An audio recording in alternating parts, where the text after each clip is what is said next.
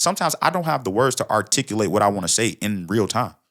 So sometimes I gotta ponder on those things. Like, dang, I literally don't know the words to articulate this particular emotion. You did something to me that I don't like, and I don't know how to put into words without hurting your feelings. How that made me feel, right? So sometimes I'll harbor something and just plot on it. Not that I'm resentful or I'm gonna unleash on you when I get the chance. When I finally get the words, I'm gonna unleash. No, it's like, how do I feel? This is Sad Boy Radio. What's going on, everybody? Welcome back to Sad Boy Radio. I'm your host, Matt. And man, we're back home. We're over here at Private Stock. And we got a very special guest. Crazy because we went to LA. Now we got somebody from back here, but relocated to LA. Man, you've done a lot. You've been around for a minute. You got a show at Chubas tomorrow. You were formerly signed to Artium. And shit, you love your radio intros, bro. That I do. That I do. Go ahead and introduce yourself. Man, I go by Tree Nobi, live from the east side, man. Rapper, singer, producer, a little bit of everything, man. Just a purveyor of the arts. Shit, he does it all, bro. Facts. What's up with these radio intros, man? Explain that a little bit. Man, I remember when me and Ruck, we first did our first radio, and we worked on our first project, Love Bomb. And one of the things that we talked about was, well, he just asked me a bunch of questions because me and Ruck were working together for the first time, and he was like, "Man, what's Chicago like?" He was like, what do you remember? What's the most vivid things you remember?" I'm like, "Man, Chicago, a place where you could be just going down Columbus or something like that, bro. GCI on, you know what I'm saying? They doing the power hour. They just running it back to back, you know what I'm saying?" So he's like, "Oh, word." So he went and found some WGCI stems or whatever, like retro stems from WGCI. So we put it on Love Bomb. But when I made Love Bomb, I always knew I was doing a trilogy. So one of the themes that we wanted to keep going throughout the trilogies was this radio thing. So the first one was going to be home. It was going to be Chicago. The second one is international. So it's like, I leave the nest pretty much. The Emirate. Right. Yeah. The Emirate, exactly. The next one was my return back to America, but it was more so where Ruck was from the Bay Area. So if you notice, that third album is a lot more like soulful and a lot more. It's a lot more positive. Exactly. A lot more love based or whatever the case may be. And so we used because that was just a nod to where Ruck was from. You know what I'm saying? So we just tried to use the radio things as a continuity thing so people knew that this was like a universe or a trilogy of sorts. Next album doesn't have those at all. You're moving away from the radio, bro? You're done with it? I don't know if we're done with it. I think it's something that's definitely like our calling card. So I can definitely see it making a return. I don't know, maybe a Jack 2 or something. I don't know. Yeah, but the next one, we're going to try to really make it like a little more thematic. You know what I'm saying? The principles in which we kind of created around. We always want to make sure we're telling the best stories. You know what I'm saying? And if the radio lends itself to us telling that story the way we want to tell it, you know what I'm saying? Then dope. If for this project or so it's not, then we'll revisit it later. But we always want to just focus on how we tell the story through audio, obviously. But why radio specifically, right? I mean, I know you mentioned. No. I mean, that wasn't the original question, but I know you explained that it's something that reminded you of home. Yeah. And it was able to take it international. Then you were able to bring it back to where he's 100%. from. But radio is just such a specific thing, and it's so synonymous with music. When we did the radio things, me and Ruck, we were like, "Yo, we're making classes, right?" In our head, a lot of the music that we make is based off like old music. We sample a lot. Ruck is like a student of Dilla. Like he traveled the world with Dilla like 3 times type stuff. So it's like we really, and I grew up on nothing but soul and Prince, Mike, OJ's, you know what I'm saying, whatever case may be. So we always had this thing, but what did all those things have in common, right? The hits get played where? On the radio, right? So we wanted to make that a point. They're like, no. Tree Nobi, I can go record after record after record after record as if this was a power hour of just me, and it would slap every last one, right? I'm not saying every record is a hit record, you know what I'm saying? But we wanted to at least sonically have it feel like that. Where it's like, oh, this is one of them power hours that I'm just riding through the city and they just record out the record out the record. You know what I'm saying? And that was one of the things that we really wanted to make note of because that's something me and Ruck we say all the time. Like the golden era of music is past. It was the 70s and the 60s, the 70s and the 80s. That was the golden era of music. Anything after that is innovation, right? It ain't a chord you can play that's better than that time. You can try, you can innovate it, you can invert it, whatever the case may be, but it's gonna be built off that time because that was some of the best music we ever heard, right? And so, same concept. Where was it played? Radio. You know what I'm saying? Hits get played where? On the radio, right? So that's something that we always strive for with our songs. And so we just wanted to put it in context for people. Like, if you hear Trinobi, you should be hearing him where?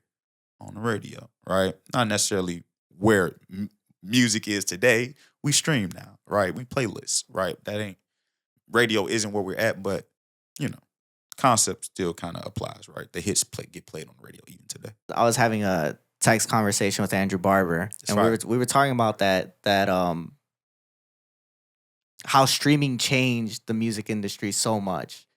I didn't ask him this, and this isn't even written down, but do you feel like streaming has killed the way that we process and the importance of some music? Streaming was part of it.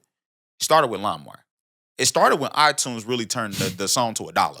Because then it kind of like, it lets you know what the value of music was. And there is no value on real good music. You know what I'm saying? Like, if a Wu-Tang album can sell to a billionaire for X amount of dollars and we've never heard it, right? Or we've never heard it, then you can't tell me the value of a song is 99 cents. So it started there, early 2000s, right?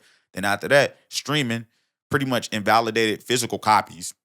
And physical copies, mechanical royalties is where more artists got most of their money from back in the day. You know what I'm saying? You could get a label budget and buy your album over and over again. At least you recycled the money. You know what I'm saying? But once streaming came into play, bro, like it not only, that's the monetary part, I would say, right? Where it's we devalue, we reduced music to $1. Then we said, you know what? You don't have to pay for an album at all, right? Like, just pay a one-time fee and you have access to all music everywhere. What happens when you do that? I mean, well, now you just have endless music for a flat rate. It's not worth it. Like, it's just music, right? It's just whatever. Then, so that goes into the way we consume it, right? Now, attention spans are short, so songs are shorter, right? It has to go on TikTok. It has to have a certain rhythm. It has to do certain thing. If you want to be profitable in music, all streaming did was change the metric and the rubric in which it meant to be profitable in music. It didn't. There's people still making 5-minute songs, bro. Like, you know what I'm saying? That never changed. People make what they want to make. It could still be profitable, right? It takes a little more elbow grease, but we know what the formula is, right? Make something that's catchy, throw it on TikTok, you know what I'm saying? Have a bounce to it. Drill, maybe, hard drums, 808s. Like, it's a formula to it, right? But because of that, because in the need to be profitable, which is all labels care about, is being profitable, right? What are they going to promote? What's profitable, right? What sells on streaming? What's catchy on TikTok? It's not good for the art itself of music, right? But streaming definitely, mentally, how we consume it, monetarily, the business model, it changed everything. What I do love is that we're starting to get back to, like, the fact that vinyls are becoming like a thing again, a novelty, but a novelty people are willing to pay for, lets me know that there are people that still care about the arts, right? And even if the music as a whole has been, what's the word I'm looking for? Maybe saturated. Maybe the market has been saturated with, and I'm not opposed to access, right? But the market is saturated because any and everybody can upload their music to Spotify or Apple. What they say, 80% of Spotify artists don't have like over 50 monthly listeners, which is insane. That is that much. Like, 80% is crazy. You know what I'm saying? I'm like, so that's just a bunch of dead space that's just clouding up where people are actually taking it seriously, maybe really invest into their art, you know what I'm saying? Really got a fan base brewing or something like that. So it's just interesting where we at. But streaming, yeah, no. Streaming did a number on the music industry.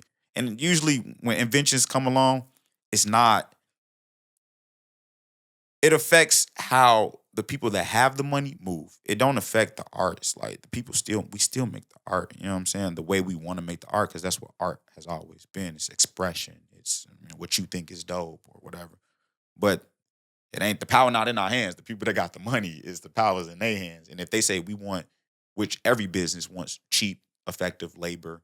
You know, they want to be able to get whatever they can get out of you for as little as possible, right? That's why AI is dangerous for music, right? Because that's another one of those streaming things where it's like if you abuse this could tip the scales in the music industry and ruin it more than it already is. I know somebody doing that shit too. That they're using big names and using the AI to try to make money. And I'm like, It's corny to me. they asked me for an interview. I'm like, bro, I don't even fuck with what you do, bro. Like, In the pursuit of like money, people lose the idea of like artistic integrity.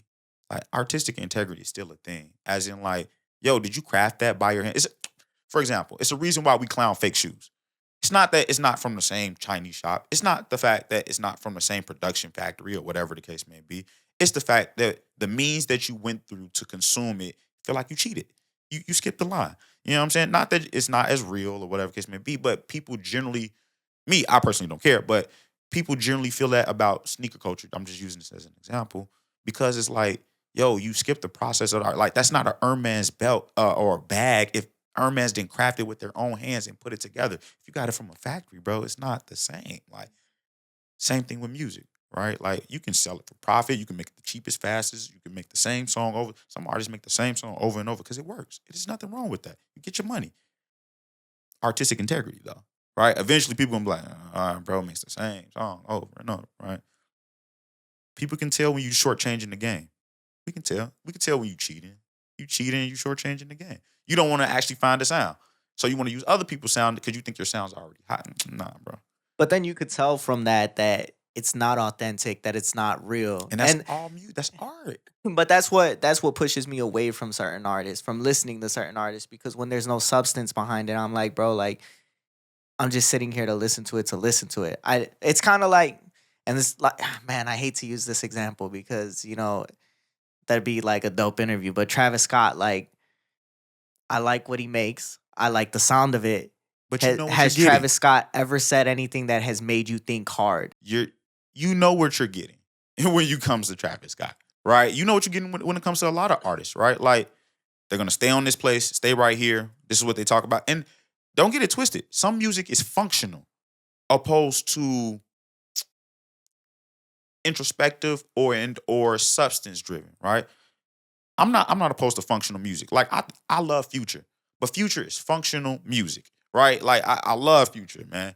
And I'm like, but it ain't nothing he's saying in them records that I should really be applying to my everyday life. Because if so, I'm probably gonna crash out. Like I'm probably crashing out if I do any of the things he says, right? You're not fucking nobody's bitch. You know what I'm saying, bro? You're crashing out. In real life, that you're crashing out if you're doing this, bro. You know what I'm saying? I'm like, but it's functional though, because it's like a movie, right? It's like, I just want to see the explosions. I'm not really thinking Tom Cruise is jumping off buildings and this is a spy, bro. I'm like, it's just an action movie. You know what I'm saying? So you should treat it as such. Unfortunately, I don't think people look at entertainment that way. Sometimes they're like, oh no, it's 100% real. And those that choose to be authentic, yes. I'm not saying Future's not authentic. You know what I'm saying? But what he does is what he does. And hey, by all means, I consume it just as well. But I personally can't, with the way an environment I grew up in, right? I can't do that the way you can maybe do that, right? Because that's crazy. I get locked up somewhere. Somebody try to kill me. You know what I'm saying? I think that's almost kind of like how I look at drill, right? Exactly. I'm from Chicago, but I'm not. I don't live that way. Like, that is come not on. my lifestyle. Realistically, most of us don't. And I think that because I understand, like, this is somebody else's everyday life, I can respect it. If it's authentic to you, I'm cool with it, right? I personally don't think Future's lying about every single thing he's done. You know what I'm saying? Some things I'm like, okay, right? But I do that with every artist, every rapper. You know what I'm saying? Because it's rap. You know what I'm saying? It's sport. It's fun, right? But I know about the Chicago drill stuff. I live over there. I'm like, relax. Like some of that stuff is dark. I'm like, some of that stuff dark, bro. But I'm like, I respect it. Y'all do. Hey, y'all telling y'all truth. So artistically, real life, that's a different story. I'm like, man, my grandma out in these streets, bro. Relax. You feel me? But other than that, I respect you telling your story the way you want to tell it because I do believe because I live over there, I know it to be authentic. You know what I'm saying? So don't necessarily make it like what we should be peddling and like 100%. You know what I'm saying? But we can't choose that, right? We can't choose what gets picked and selected. The people that be, or the powers that be, that have the funds to support whatever they want to support, are going to invest in things that make them money, right? And if that's the thing that's popular at the time and that's going to make them money, that's what it is. You know what I'm saying? It ain't, you know what I'm saying? I ain't got no qualm about it. You know what I'm saying? I'm gonna put my music out and put my art out and find people that like what I do. We got a little off topic. We went a little too far left, but let's bring it back, right? But Early on in your career, you had a great opportunity where you were introduced to No ID. absolutely. Talk about that experience a little bit. No IDs, man. That's like my mentor. That's my brother. Like, looked out for me in more ways than just like music. You feel me? Like, that's my guy. How'd that happen? How'd it come together? He reached out to me on SoundCloud. I think I posted a song. I posted a song on SoundCloud. It didn't even have no traction for real, bro. Like, it had like maybe 20,000 plays on SoundCloud, and this was like toward the end of the SoundCloud era, like just kind of dying down. He DM'd me on Twitter and was like, I want to help you any way I can. I'm like, wait. I'm like, what? I didn't think it was real. But I had to kind of consider it because when I woke up, like, all my homies had been calling me. Like, my homie Mike, my manager Vaughn, everybody's calling. Like, and I had a bunch of missed calls. And it's like 8 o'clock in the morning, bro. I had to go to work type thing. Like, I was working a 9 to 5 at the time. And so I checked my DMs. Sure enough, this is back when he actually had Twitter. I don't think he has Twitter. But sure enough, blue check, Cuban Soze. And I was like, oh. I'm like, okay. I think a week or two after that, flew me out to LA. We chopped it up, had dinner. That was all she wrote, bro. I've been working with him ever since. That's my dog. That's my mentor, for real. He really, really, like, taught me a lot with, like, music and just the business and just, like, how to navigate and just the other side of it all. You know what I'm saying? Even, like, when things didn't go well with the label or whatever the case may be, he still, like, made sure we had a place to record and all kinds of stuff. What do you feel like was the most important thing he taught you throughout that? Chase music. Don't. That's it. He was like, don't worry about no money. He like, money mess up music. He was like, the moment people start getting money involved into the music, your art start to suffer. When people in a room and they want they splits before they even lay down nothing for real, bro, it's like, I'm not doing that. Like, I'll never create for money, bro. Like, I just want to be great. That's it. That's my only thing. I don't. It's not. It's about getting every day. He said, if artists focused on getting better every day at their craft opposed to money, they'll find out on the other side of that. That's how you get money, by being great at your craft. When I watched an old interview, you talked about the fact that I'm always looking to get better at making music. And I had to understand that I have to make better music for it to make sense business-wise sometimes. People got to look at it like from an investor / business perspective, right? Like, do you have a product that a person can sell? Why would they invest in you if it's not a product or of the quality that is sellable? You know what I'm saying? So it's like, now that being said, it's a various ways you can do that, right? Like, you can have a song that you recorded on your phone, but if it's going viral on TikTok, sellable, right? Maybe you don't have a lot of people. Maybe it's just a quality song and a person can really understand that you put a lot of time and effort into that. Sellable, right? And so sometimes as artists, we get caught up in like, well, I just want to make what I want to make. And that's a large part of it. And that should be a large part of it. But you also got to think like, yo, do you got a product that people really want to invest into? You know what I'm saying? Like, if I'm an investor and I want to invest into mops and I see you got a mop and like the thing half broke, it's short, it ain't like, it's not a functional mop, bro. Like, why would I spend money on something that's not even a functional mop, bro? Right? So I think us as artists, we got to think about that sometimes. But because of that, that's why I say just focus on your craft. If you just focus on making better music, right? And it ain't always as easy as that, right? There's a bunch of things that go on marketing, catching a wave on TikTok or whatever. A lot of things can aid in that. But like, generally speaking, if you work and you make good music, things will find you. A lot of things will find you. People make full careers. You ain't got to be Drake to have a career in music. You know what I'm saying? Like, I think that's what people kind of get confused about this. It's people that tour the world. You probably don't know about them. I probably don't know about them. You know what I'm saying? But they tour the world because they make good enough music for a fan base that want to pay to see them. Just like you said, a lot of people don't even realize that. They don't even think about that because their big picture is, I need to be this. Which is crazy. That stunts artist growth. That's numero uno. right? I've had my moment, even myself, where I was like, oh, I want to be as big as Michael Jackson. And it's like, bro, shut up. Like, you'll never be as big as Michael Jackson. You gotta like understand that, bro is 11, 7, doing this, bro. Like, you had a strange family dynamic, you know what I'm saying, that forced him to be in this. You know what I'm saying? Like, so prodigy is an understatement for Michael Jackson. You would have had to start it when you was 5, bro. I'm talking about national television, on stages. You would have to be to be Michael Jackson, bro. That's the only way you can do that. So it's like, get that out your head, right? Everybody's not LeBron, right? Be, I don't know, TJ McConnell. He in the NBA. He got a bag. He played a bench role. He good at what he do. He makes millions of dollars. It's very simple, right? And I think more artists need to just focus on that, opposed to like trying to, like, what I always say, I tell my homies and just myself, I constantly tell myself, like, get a base hit. I just want to base it. I don't want a home run. I just want to base it. If I load them bases and I get lucky on one, then it looks crazy to everybody. Everybody think you was some superstar now. And it's like, bro, I got lucky. Like, you know what I'm saying? But what I did was stay consistent, put somebody on base. It really, like, I know I use a lot of sports metaphors. I use a lot of sports metaphors. I'm sorry. No, For those that don't watch sports, I'm sorry. I'm using baseball and basketball references.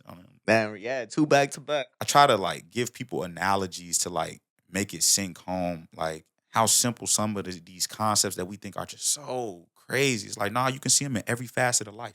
You know what I'm saying? Like, no matter what you do, you can see it reapply. History repeats itself, man. Like, it ain't nothing new under the sun. It's all the same stuff. Just apply it, take it from one field and apply it to another field. It's very helpful. So then, real quick, going back a little bit, you mentioned the label situation. What was it that caused that departure? Expectations, right? I think, and I didn't depart Artium. So me and Artium, we're great. But through Artium, I was able to sign a deal with a major label. And between me and the major label, I think the expectations of what we thought it was supposed to be and how it kind of panned out just didn't align.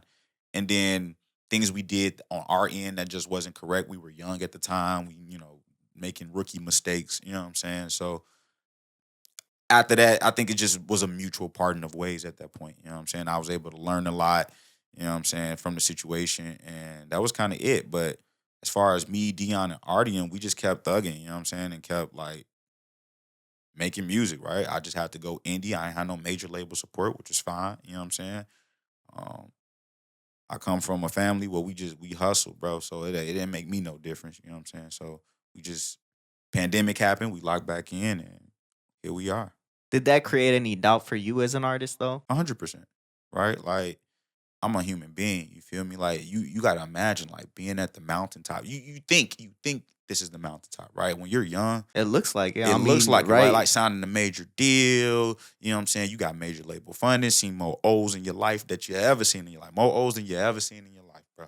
I'm talking about crazy. I'm like, whoa, you know what I'm saying? You think this is it, right? Then imagine having all that snatched away from you and you go back to zero. I'm talking about I'm back in my mama crib. Like, in my old room, bro, depressed. Like, in the winter, like, I had to spend a winter in Chicago, bro, in 2018. Like, it was over. After signing that? After signing a deal, well over 6 figures, bro. You feel me? So I'm like, you think it's all over, bro? I'm talking about I couldn't get out of bed, bro. Like, it really messed you up because you really think you achieved your dream. You think that was it. Everybody say you only get one shot. You know what I'm saying? You think like, yo, that's it. Like, that was the one shot. I swung, I missed. I'll never make it in music ever again. It's what you're thinking, right? It's not reality. Like, right, once you go through it and that's not the reality. But at the time, you think it is. So yeah, as a human being, as a young man at the time, like, who thought he had everything in front of him, and you don't get no support. People not hitting you back no more. You know what I'm saying? You be like, damn, like, I'm just nothing, bro. You don't make money. So why continue? I love music. That's it. And I had to realize that. I was like, bro, before anybody offered you no money to speak, before anybody offered you money to record a song, what was I doing? I was in my mama den making music with my friends. That's what I was doing. I did it then, thinking I was going to make some crazy amount of money. Did not really knowing if I was going to make a crazy amount of money. Simply because I love tinkering and being in my DAW and making beats and recording myself and trying to get better.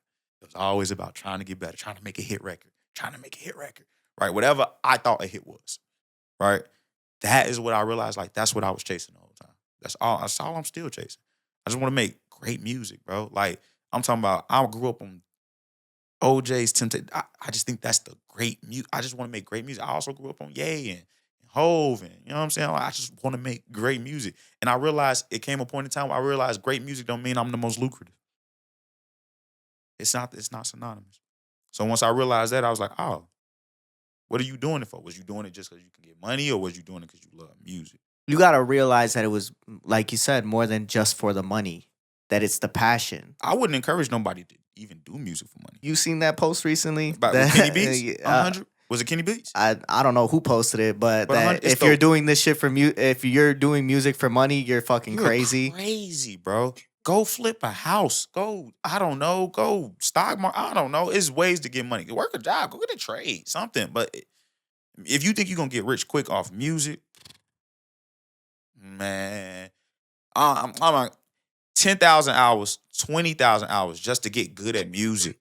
Just to get good at music. And I'm talking about that's no money. I'm like, I did countless free shows, countless features free. Studio time burnt through out of my own pocket. Them songs never came out. You just like it's not. It's a money sink until it's not. It's crazy because you think that you're gonna be the exception. People will tell you this, and they'll say that your first 3 years, your first 5 years, you're gonna make no money. Zero. And for some reason, you think you're the exception. I say if you a late bloomer, I think I'm a late bloomer. I say your first 10 years. I've been doing music for 17 years, bro. You feel me? So it's like, and I'm talking about I started when I was 13 years old. Some stuff just didn't catch on quick for me. You feel me? So it's like if you're a late bloomer like me, you know what I'm saying? It might take you 10. You gotta really chomp at that forever. Like it's like it got to the point where, bro, I don't even think about doing music. It's just like I feel it. It's like I could be watching a basketball game. Steph could hit a crazy shot. And I'm just like, bro, song pop in my head. I'm recording while I'm watching Steph. Like it just you just record. It's like a appendage. It's like a tail or something. You just go do music. It ain't even about like, oh, I got to be in the studio at this time, and they got these records to it. No, it's just like I do music, bro. You know what I'm saying? It's like, nah, I do it. Just like somebody go to work and like, just like Bron dribble a ball, I do music. It's the same thing. But you got to get to that. You know what I'm saying? Bron didn't just pick it up. And just, maybe Bron. But other people, it don't just work. Most people, normal Most people, it don't work. Like not the prodigies. not the prodigies. Except those are the exceptions, right? But you got to work at it, bro. When that deal fell apart, do you think this was the cause of the 5-year hiatus? Absolutely. Because you got to think it was. Not only did I get dropped from the label, and I just went through a bout where I just was not feeling like myself. When I finally did muster up the courage to like really like get back in it, I was like, man, I'm gonna move out to LA. I'm gonna move out to LA and I'm gonna make it happen. This is November of 2019. Pandemic happened right then, right? I spent the whole pandemic, bro. Like, I didn't drop my next project to 2022, right? I spent the whole pandemic. I'm talking about 2 years, bro. I'm going to the studio every single day, bro. Knocking out sometimes one record, sometimes it's just an idea, sometimes I'm feeling good. It's 3 records that day. You know what I'm saying? I'm working with other people, I'm working with other artists. You know what I'm saying? I'm just getting better at music, bro.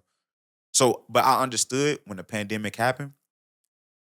I was like, if I go in a room and I play my music as it is right now, I have to be honest with myself. If I play my music where it currently stands in 2019, after I lost that label, after I left the label, or I got dropped from the label, I was like, if I play my music right now, is it setting the room on fire? And I was like, nah. I was like, nah, my music's not good enough. So when the pandemic happened, I used that as an opportunity to just get crazy good at music, bro. So it's like in those 2 years, I probably spent 10,000 hours, just those 2 years, bro. Probably more time working on music in those 2 years than I did my whole life. Fact, I'm talking about like just every single day, bro.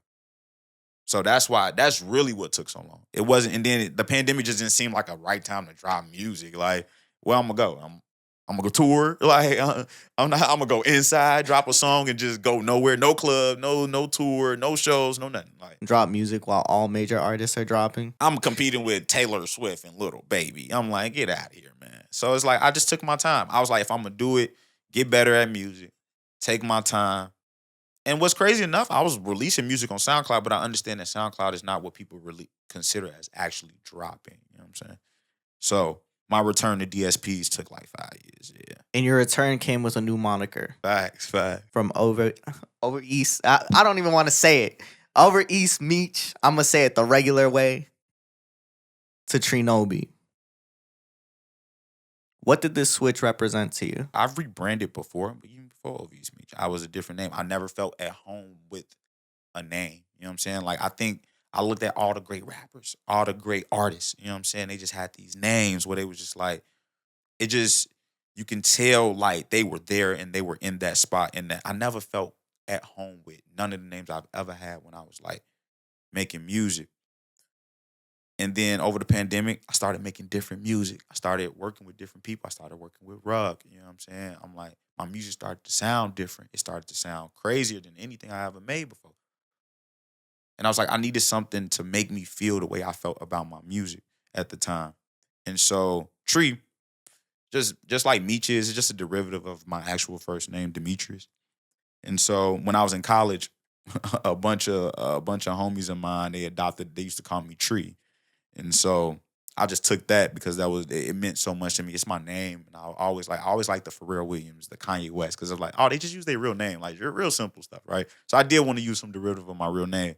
But then we were actually fried. Me and my homies were fried when we made up the Nobi part, right? We was just trolling because I was like, I knew I wanted the Tree. So we just started saying random stuff like, you know, Tree Obama, Tree like just Sri Lanka. Like, we were just making just crazy dumb puns. And then one homie was like, Tree Obi-Wan Kenobi. And we was like, wait.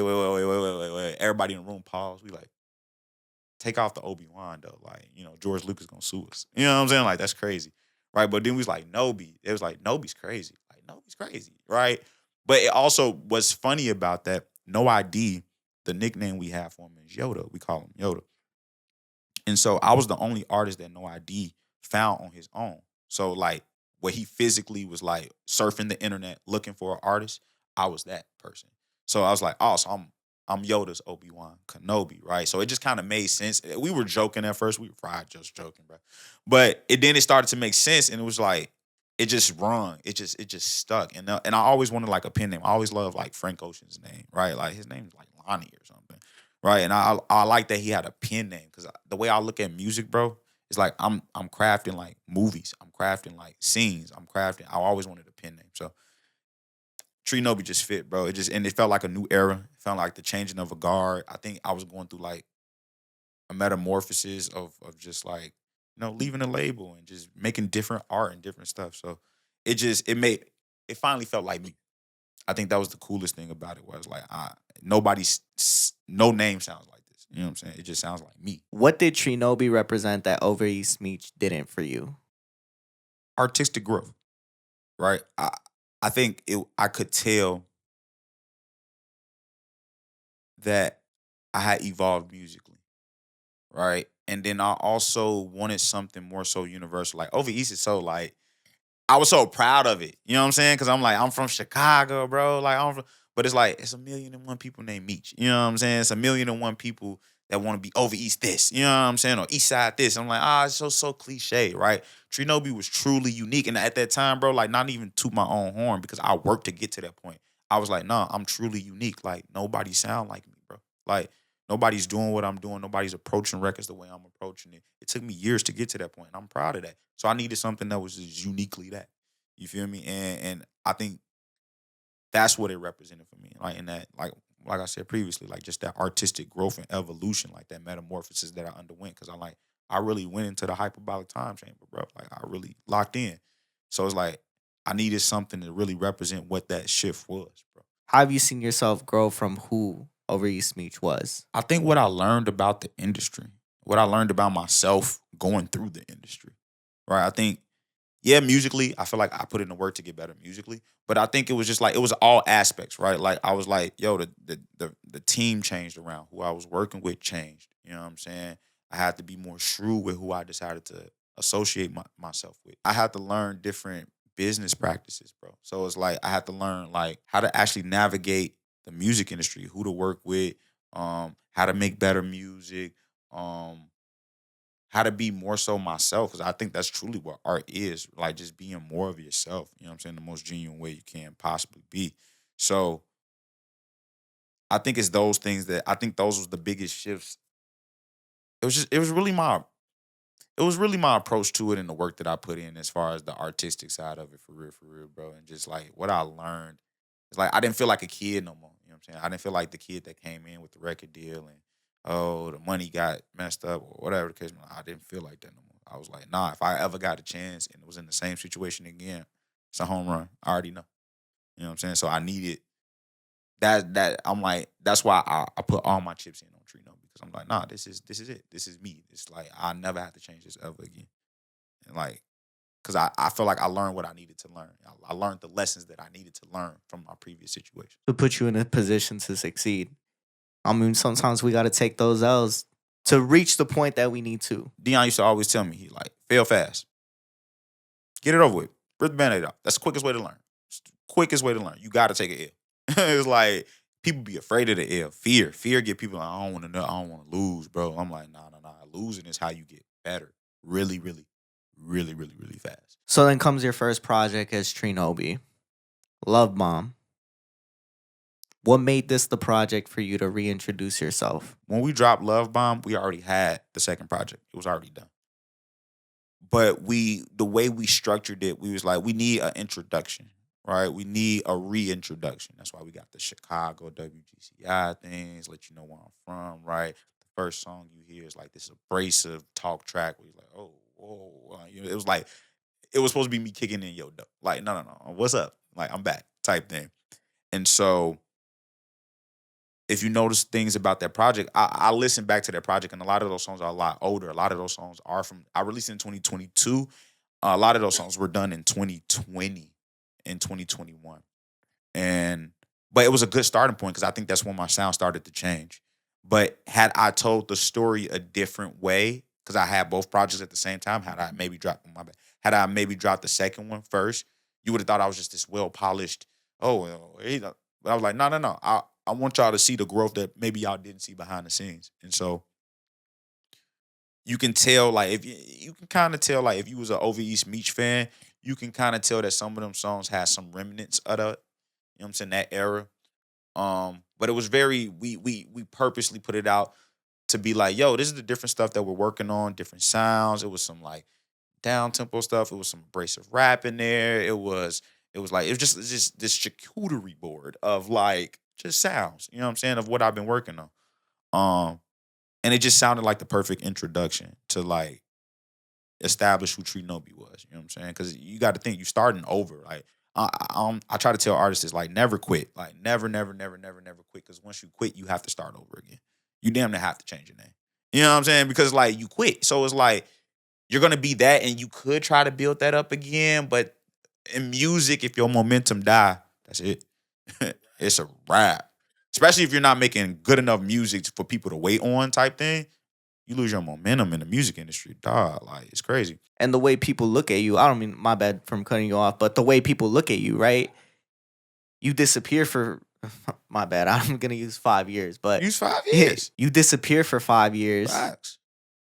And you come back and it's like, oh, he's still making music? Yeah, they just look at you differently, right? It's just like, oh, you stopped. You know what I'm saying? Because some people, whether we like it or not, right? America, we got this thing about quitters. You know what I'm saying? Like, oh, you quit. You know what I'm saying? Like, well, most people have this thing about, oh, you're a quitter. Like, man.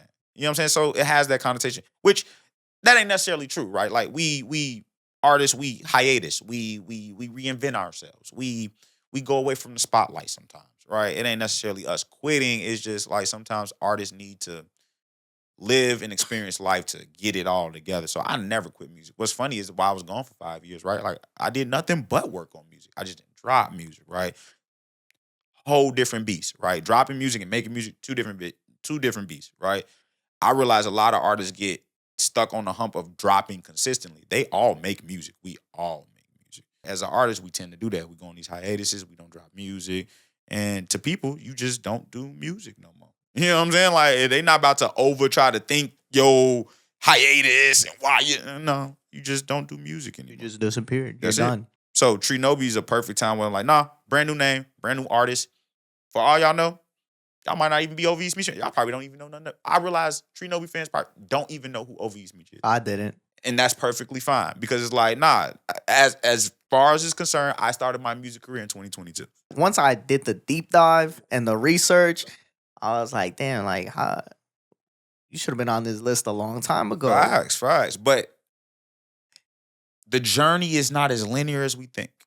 Journey's never as linear as we think, right? We think success is like supposed to be, oh, just this steady. Nah, it's more like, you take hella L's and then you suddenly get this magical moment that just punches you back to where you was at, and it kind of works like that, right? And so once you accept that and understanding like success is not linear, you know what I'm saying? Just like you keep chomping at the bit, you know what I'm saying? And just trying to get it. And if you got to reinvent yourself. Everybody done reinvented themselves. You know what I'm saying? Ye's now Ye. He just, no Kanye West. It doesn't even exist. He's just Ye.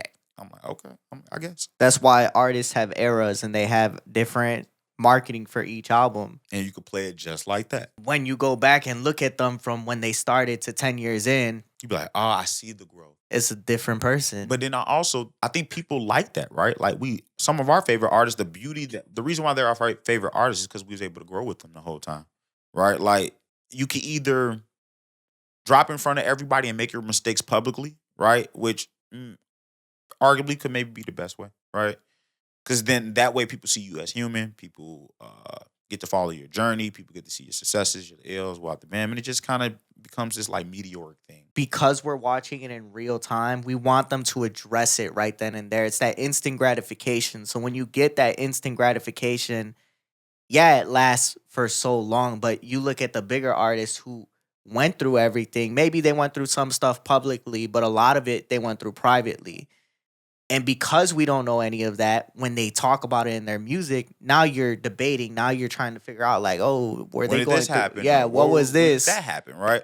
And the reality of it is, it's like that's part of like the artistry, right? Like not everything can, like your whole growth process. Just we want it to be on display the whole time, right? But when Frank Ocean stepped away from the light because of whatever he chose, like if you're a real fan, you're just gonna be like, nah, I'll wait for you to get back, bro. Like go do the life thing. You know what I'm saying? Life. You feel me? It's like, and like it don't even, art don't matter when it comes to some of that type of stuff, right? But I'm sure whenever he decides to approach music again, you know what I'm saying, it's gonna be a different person. Like he probably gonna go through a whole set of experience. We just not. Sometimes I think us as consumers, we get so used to seeing people do it in real time. Like we got to see Chris Brown in front of our eyes the whole time, right? Nothing wrong with that. It's just a way to go about it. You know what I'm saying? It's just another avenue, right? I don't know much about Adele, to be totally honest, bro. Outside of she drops her numbers in numerical according to her age, right? And they be bangers, right? I don't know much about the woman's life. You know what I'm saying? Like she goes through her divorces privately. She lives in London, England. I don't know. But when she drop, it's a heater, bro. Right? BTS, they in the army right now. And we ain't heard nothing from them. You know what I'm saying? They serving their duty type They're in thing. the army right bro, now? they're doing, they serving their military right now, bro. What? Yeah, that's why we ain't heard nothing from them. Life stuff, bro. Like, so it's like, but when they come back, I'm sure they gonna be on a whole different level. You know what I'm saying? They gonna be on some, I thought they broke up. No, because most of them have to do military duty. I did not know. No, it's that. What crazy, the bro. No, fuck? they have to serve their country, bro. That's fucking crazy, bro. Lori Markkinen have to go do it this summer. I heard about that one. But yeah, so it's like we go through things, bro, and it sometimes you get rewarded for going through it all in front of people. Sometimes that's not even the best thing for a human being, bro. Like we got to see Kanye's whole life on full display, and I don't think that was the greatest thing for him. You know what I'm saying? I think Andre 3000 had an interview with GQ. He's like, "What does all that admiration do to people?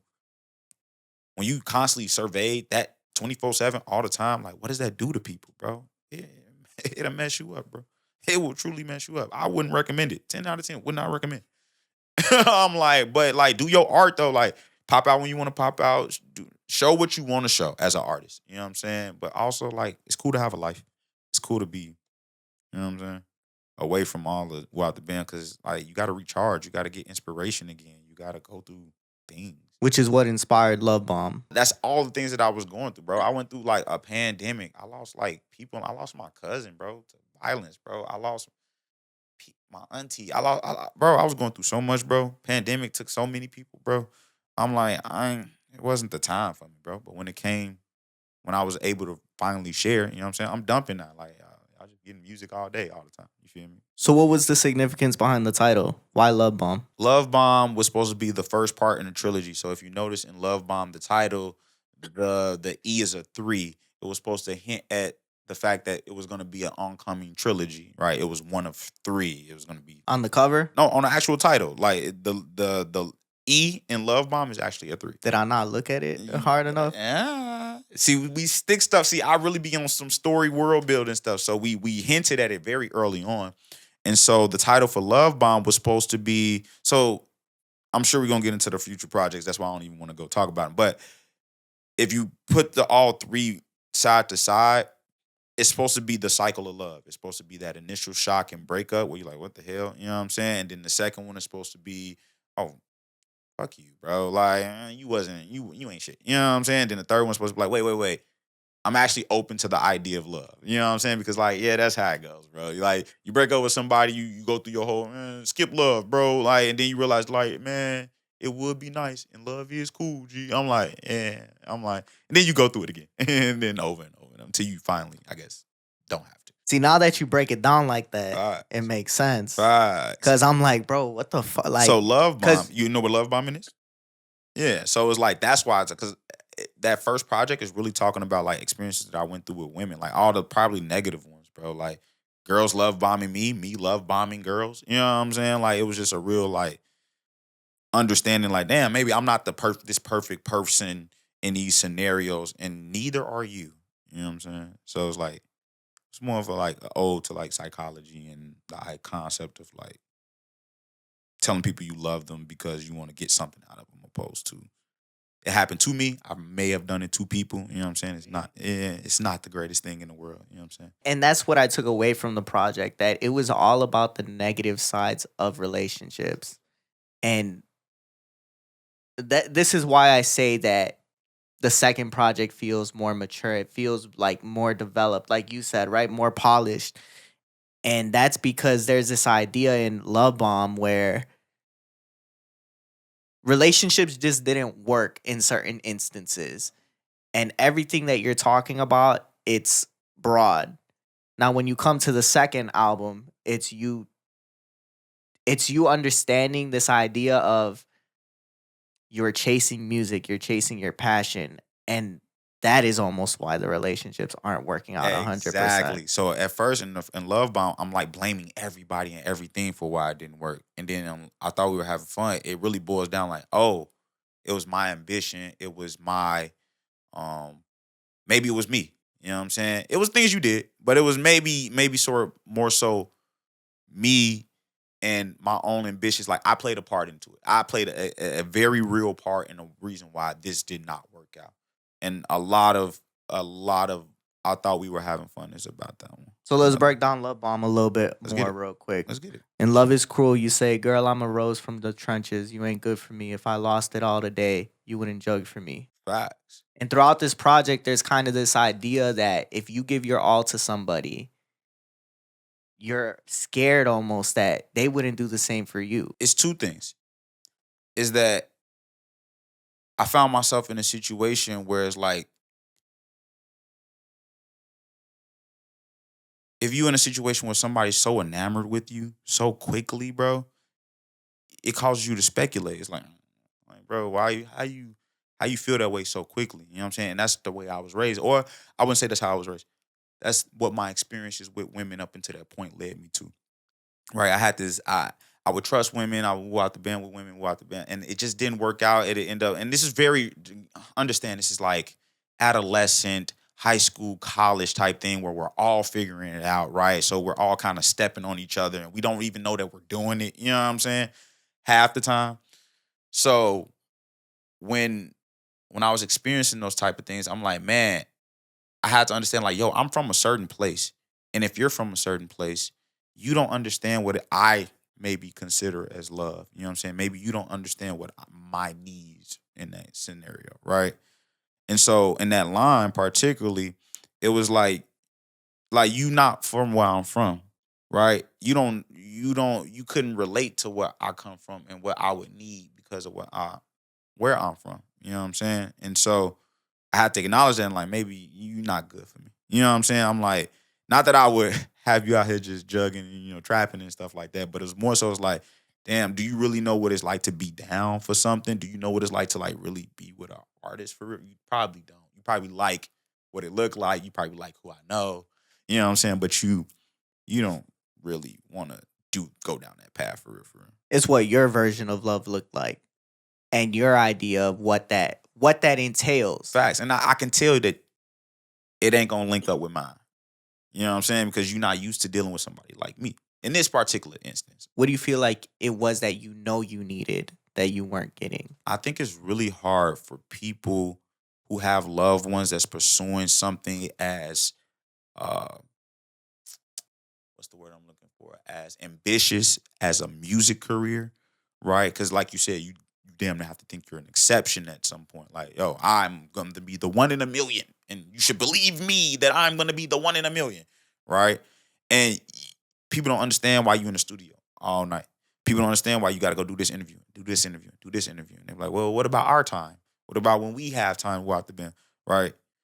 And unless you dealing with a person that understands what it's like for an artist to be traveling, touring, popping out here, like this is all the stuff you probably love me for. You love me for being artistic. You love me for people being interested in my craft. You love me for all of the things, but it's like when you really got to sit down and deal with it, it's like, oh, you're never home.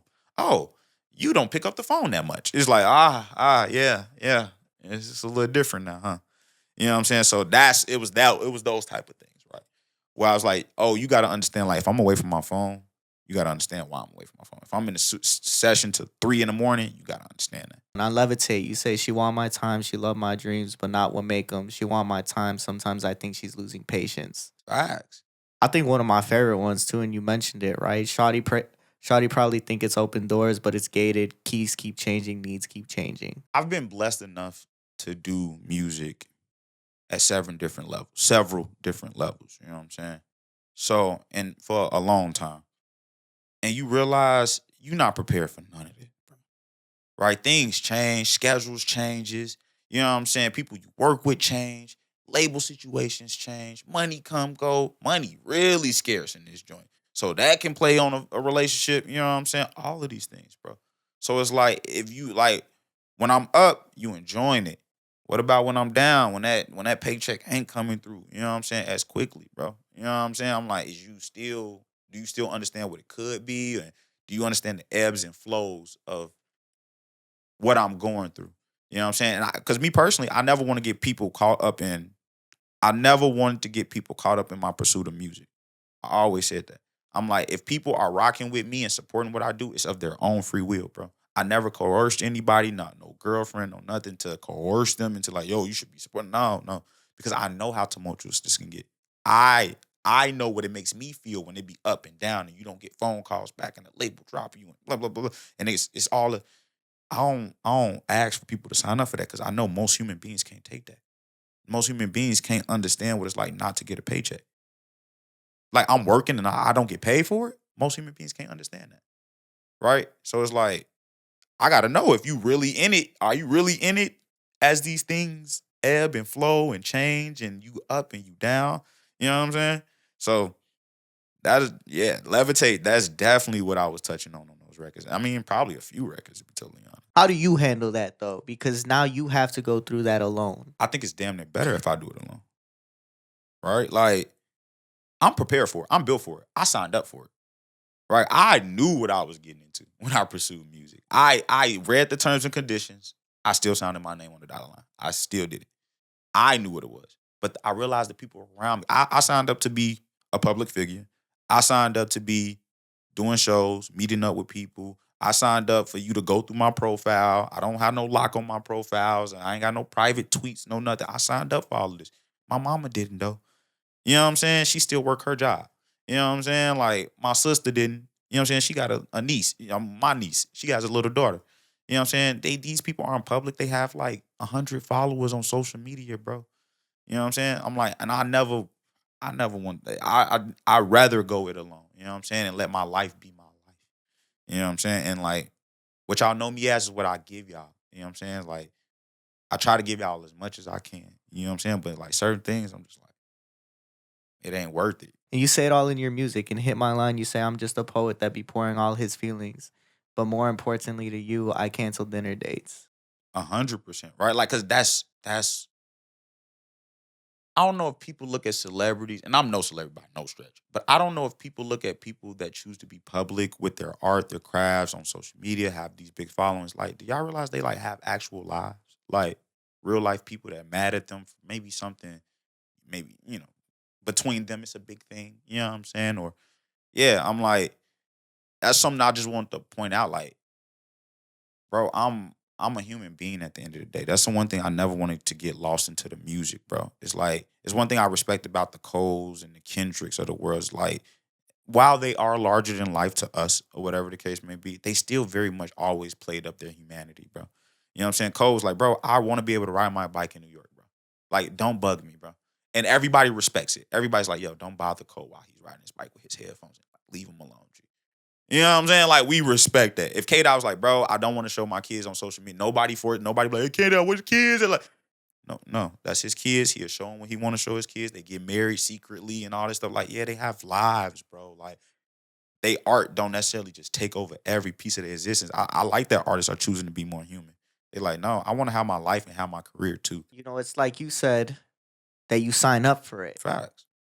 So not that they signed up for that, but I think when you're pursuing fame and you're chasing fame, Facts. that's what you're going to get. And I guess maybe sometimes we get it confused, right? Like, don't get it twisted. Every artist wants as many eyes on their music as possible, right?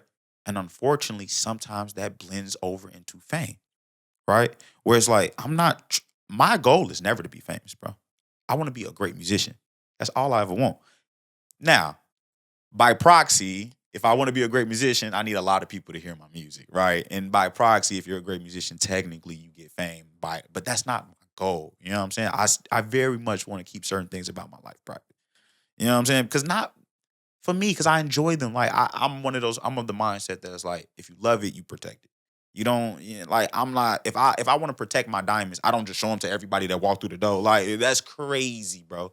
Right? Anything you find precious, you don't just let everybody see it, know where it's at. You know what I'm saying? Like that's not how we usually typically treat precious things. You know what I'm saying? You usually lock it away and don't let nobody. You know what I'm saying? That's typically. And I'm very much still like that. You know what I'm saying? So.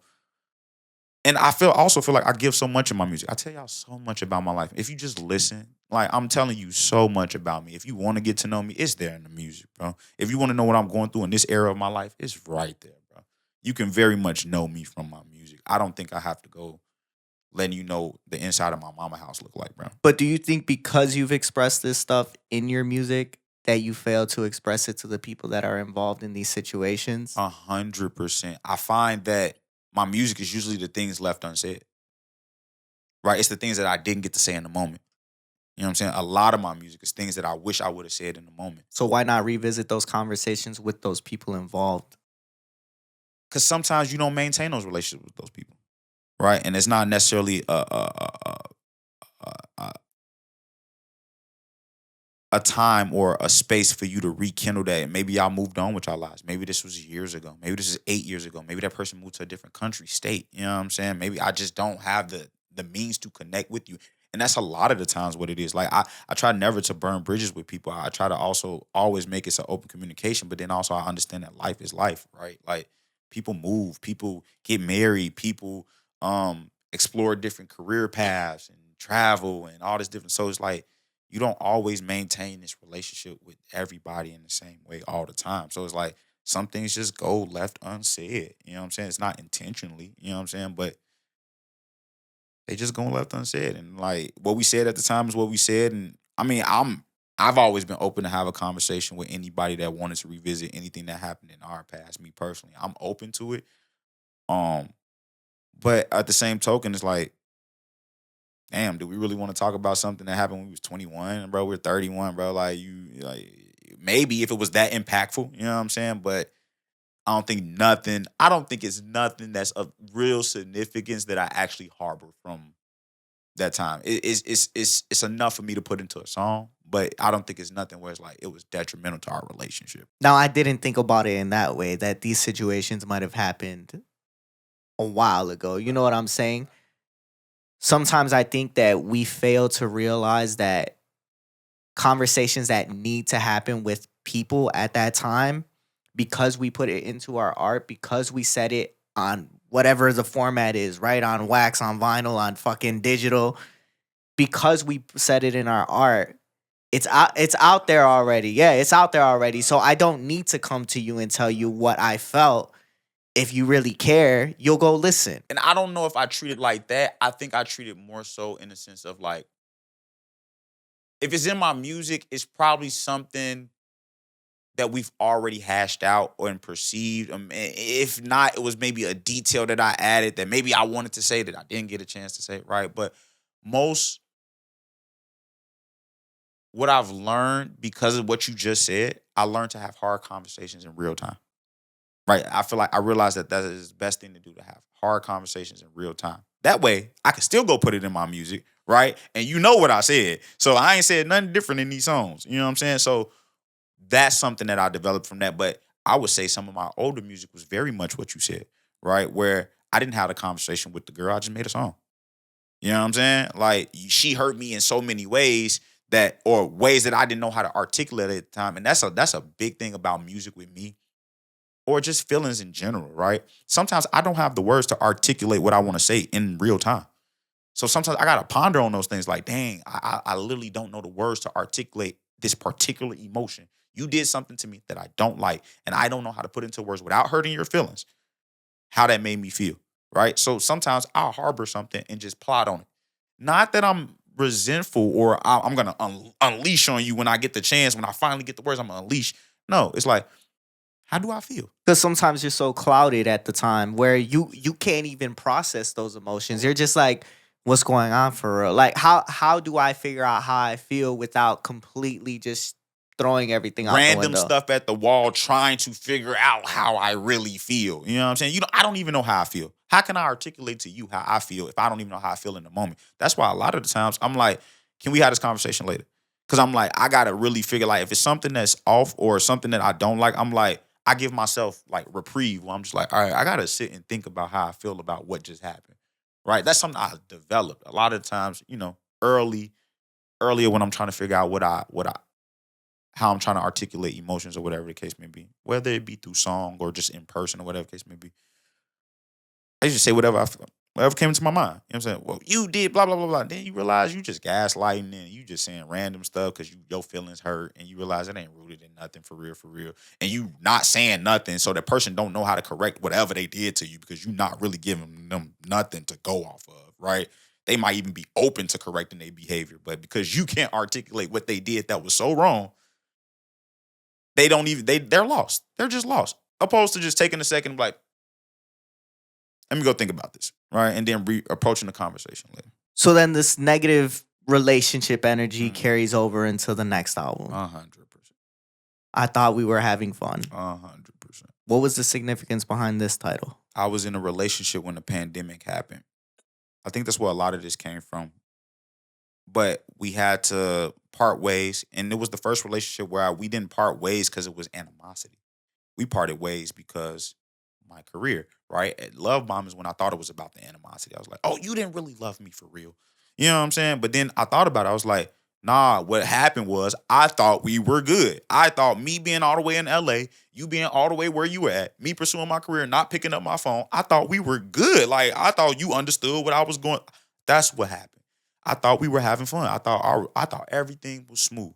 Then after post what happened, I had to really sit back and like, oh, wait.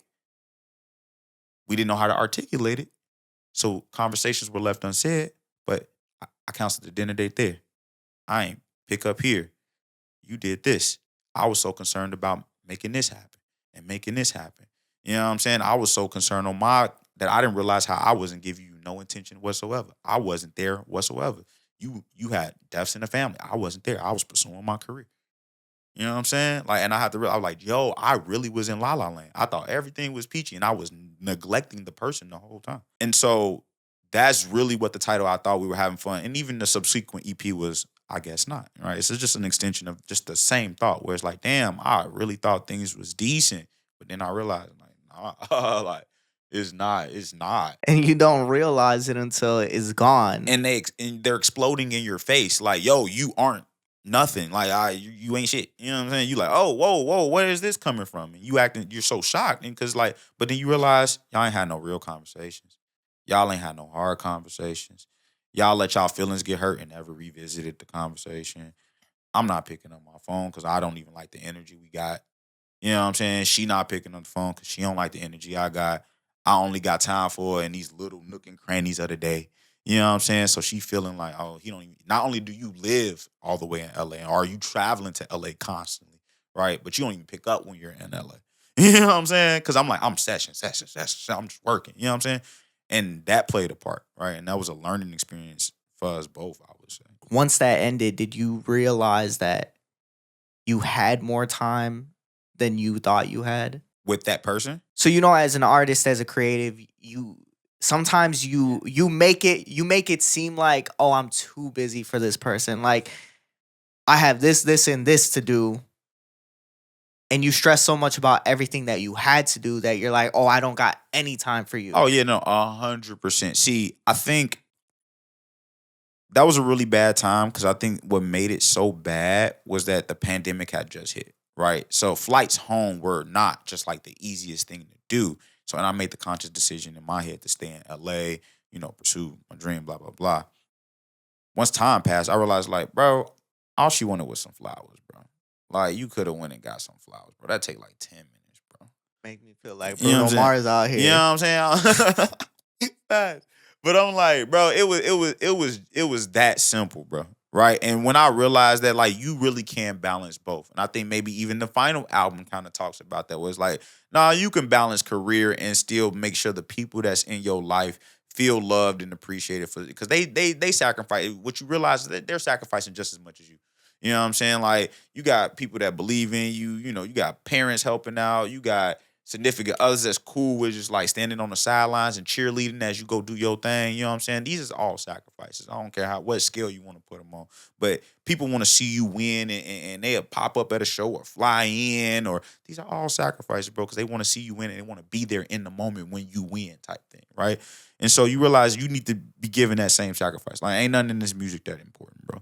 Like, that, maybe that's the biggest thing I learned, right? After I finally got to it, it's like, bro, none's more important than the people that love and support you, bro. Because it's like, you could say I ain't got time, I'm busy, we're out the bam. It's like, what's a phone call, bro? What's some flowers, bro? What's sending the love? Even if you on a road, even if you away, what's sound check over with, you got a 45 minutes. You know what I'm saying? What's wrong with that? You feel me? So that was one of the biggest things I learned, that it ain't just like words to, like, sometimes I believe artists believe they have to be selfish, which you do to an extent. You have to be selfish to pursue this thing, right? But you don't have to scorch earth, bro. You know what I'm saying? You don't have to step and sacrifice everybody and everything to get to your goal. You know what I'm saying? And have a life, bro. Like, you realize on the other side of this stuff, it's not as lit as you think it is, bro. It's a lot of weird shit going on, bro. We build that idea up that we have to sacrifice because of that culture that's been instilled in our mind. Yeah, you think that's what it takes. And that's the route you have to go. Yeah, you have to sacrifice everything to pursue your dreams. And it's just like, some scenarios, yes. Not oftentimes. You realize, like, as great as Michael Jordan was, we didn't have to hear that many stories about him being a father. You know what I'm saying? It's like, bro, Brian clearly proves you could have been at them games, bro, and hoop, bro. Like to be great, you didn't have. Steph Curry proved it. Like, you could have did both, bro, right? But everybody different, right? And everybody got their own path to greatness, or what they think they got to sacrifice to get to greatness. Me personally, I'm like, I realize that ain't fun on the other side, because, like, what's the point of, like, winning and you can't share that with your people? You know what I'm saying? You can't share that with people that actually care about you, not people that just making money off of you, but people that actually genuinely want to see you win. What was the moment that really showed you that, though? I think when I was able to have a conversation with that person again. When I was able to have a conversation with that person again, and when we was able to go through who went wrong, where we went wrong, and how we went wrong, right? I think that's when I realized, like, damn, she didn't want that much. She just wanted a little bit of this, a little bit of that. And I was just being so caught up in, because bro, when you caught up in that whirlwind of like being at label, losing without the band, you think, you think the world crumbling at every turn. Granted, I'm young at the time, right? I'm a young adolescent, man. I'm like 23, bro. You know what I'm saying? I'm just graduating college, like, and I get a record deal thrown on my table, bro. And that's kind of late for some people, but to me, late bloomer, you feel me? That was still like crazy to happen to me at 23. 23 and a record deal. So I'm like, it was kind of crazy, bro. But you overthink every little thing, and you're not even thinking about the person that's like supporting you or sacrificing or want to be there or want to be in your presence or whatever the case may be, right? Like, so I realized I ain't have to do all that, bro. Like, and even when after we had the conversation, like I said, it was nothing bad. It was an amicable thing, you feel me? But because it was amicable, we was able to like piece it up and understand, like, damn, like you went wrong here, I went wrong here. Right. And word to the conversation what we had was like, have you ever went back and had these conversations? I'm like, absolutely. You know what I'm saying? And that was my first time having such instance. You know what I'm saying? Where I was able to actually talk to the person that we part ways, and then we was able to like have a discussion again where it was like, damn, like you was really like all in on this, bro. And it was like, you get on the other side of it, it was like, damn, I was sacrificing all that stuff and I didn't even get what I wanted on the other side of it. Was it really worth it? No. You know what I'm saying? But it's like you said, it's a mentality thing. We think we have to do that. But then you realize, like, throughout the course of history, nah. Adele was able to go do whatever. Ed Sheeran be kicking it with his buddies back home, bro. Like, kicking it. Millions of records sold, bro. Like, nah, you don't have to be like that. So being able to have that conversation, I think, is what really made me understand, like, damn, I'm like, I didn't have to go scorched earth like that. The relationship was irreparable at that point. No. So why not fix it? We did. And that's when you get the third album. We're still on album 2, though. right. And that goes back to what you say in Bad Apple. Nobody told me beating the odds cost me a lot. That's part of the plot. And I guess that one was a little larger that was a larger point, right? That was more so it's like the idea that we have to sacrifice everything is even more prevalent when you come from a situation where you don't have anything. Right? Like, I come from something where we was eating pork and bean meals. Like, we ain't have no food sometimes. You know what I'm saying? Early, my mom, a single mom, you feel me? So it's like, it was times where our apartment didn't have heat and we had to open the stove just to get heat, bro. You feel me? So I'm beating everything, bro. I'm on the east side of Chicago. I got people that I love dying from violence, bro. Like guns, all kinds of stuff, bro. So it's like, coming from that environment, you think like, I have to, by any means necessary, I absolutely have to. Bro, it wasn't until living in LA where I realized, like, whoa, I'm like, y'all live a totally different existence than I grew up in. Like, a totally different existence. Like, and understanding that probably made me reel that back a little bit. I'm like, oh, wait. I'm like, I don't have to be in such survival mode all the damn time, right? And you don't have to be in survival mode with the people that rock with you, you know what I'm saying, that love you. So it's like, but at the time, but also people didn't tell me that, like, yo, like, so many of the things that you go through, some of them will be self-inflicted. Like, some of the odds that you have to overcome will be self-inflicted. And then also it's like, it's just a lot pursuing this in general, and a lot of like learning to have hard conversations. Like, it's a lot to pursue what you want to pursue in general. It don't have to be all or nothing, right? But it coming from where I come from, it's still a lot, bro. Right? Like, I'm one of the first in my family to ever graduate college, bro. I'm one of the first to ever take music this far, bro.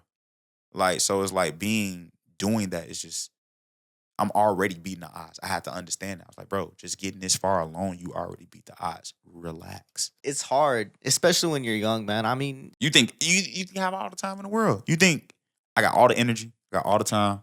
You want to just lock in. And then when you young, the things that matter to you when you young just don't matter to you when you older. And it's not that you lost a step. It ain't nothing like that. You just gain perspective. You gain perspective on what life really about.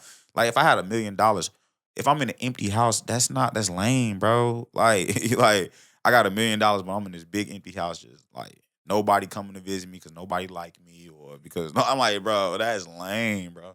Because I pushed everyone away to pursue this. I'm like, that's lame, bro. Do you feel like because you grew up in that situation where this is almost the only way out. Music will go to the league. That's how we thought we was gonna get out, bro. That it forced you to make these decisions and cause those self-inflicted wounds a lot of the time. 100%. I think environment is everything. How we learn things, what environment we grow up in, they affect us. And unless you unlearn that stuff when you get older, that stuff will trip you up for the rest of your life. And in Back to You, you say East Side really gave me some bad habits. Love is rarely bigger than the bag is. Tell me when real love is back in fashion. And I think that was me wanting to really experience like real love or understanding what real love meant.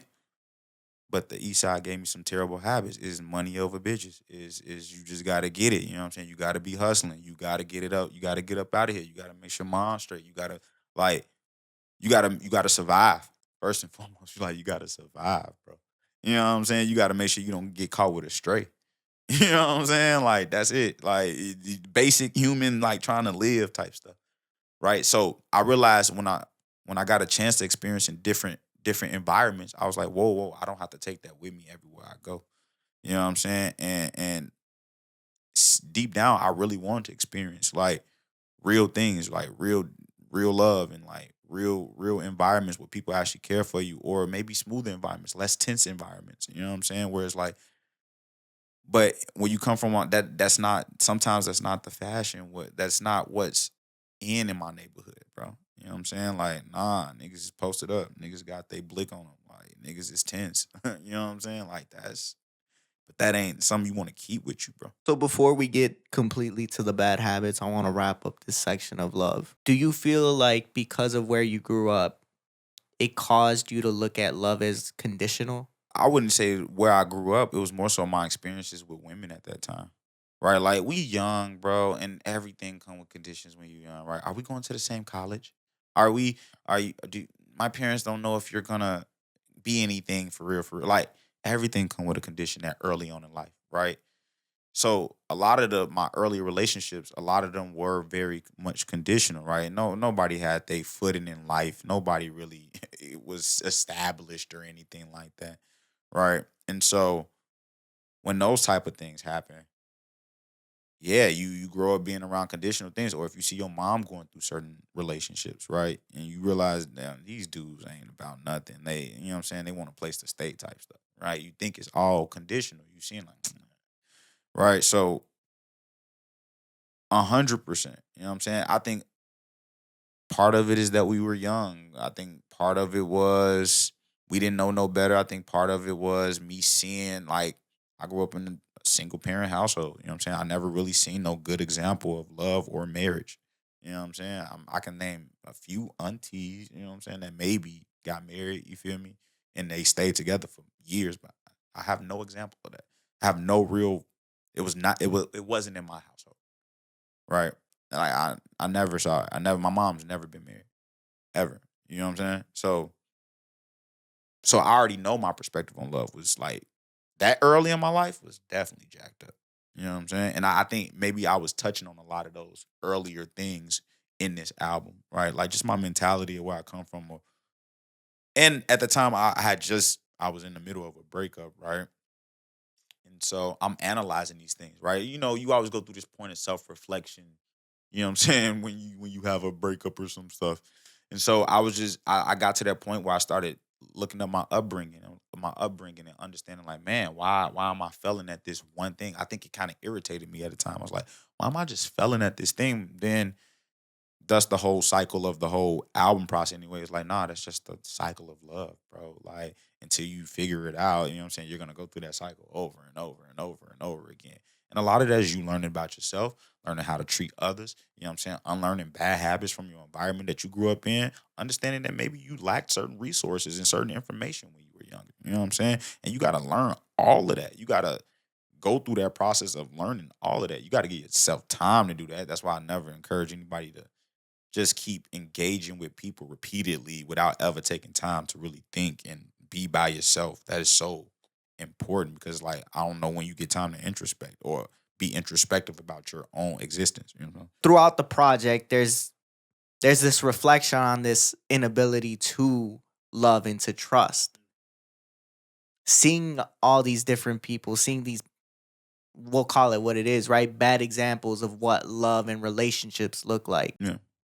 Did that instill this inability to love the proper way or what you view as the proper way now? I don't know if it instilled it in me. I think it was ignorance, right? Like I didn't know what it was. It was more so it's like I can't operate on something that I literally don't know about, right? I've never seen an example of it. You know what I'm saying? So it's like I don't think I'm programmed that way, right? To be incapable of loving properly, right? No, I don't. I think I can change anything if I put my mind to it, right?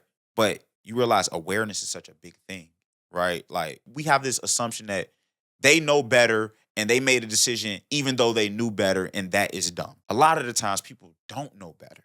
A lot of times people don't know a better way. And what happens when you don't know something? You have to trial and error. You have to try something, fail at it, gain new awareness, apply the new awareness, and try to do it better. Right? That's just the learning process. Right.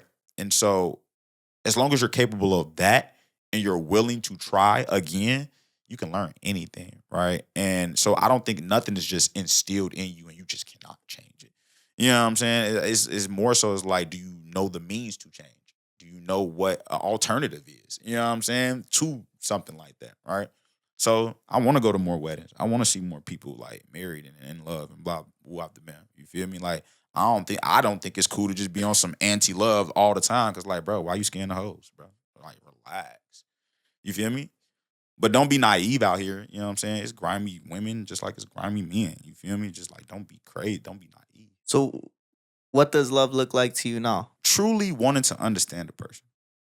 Truly wanting to like see a person grow. Like you gotta understand, like a person gonna be different every day. They gonna change, they gonna grow, they gonna have new experiences. They're not gonna be the person you first started with. They're gonna evolve constantly, right? And you gotta be okay with the evolution. And you gotta be okay with them not being who you want them to be. They are a human being. They are gonna be who they are. They are their experiences. And it's more so if you can accept them or not, opposed to them being this perfect match for you.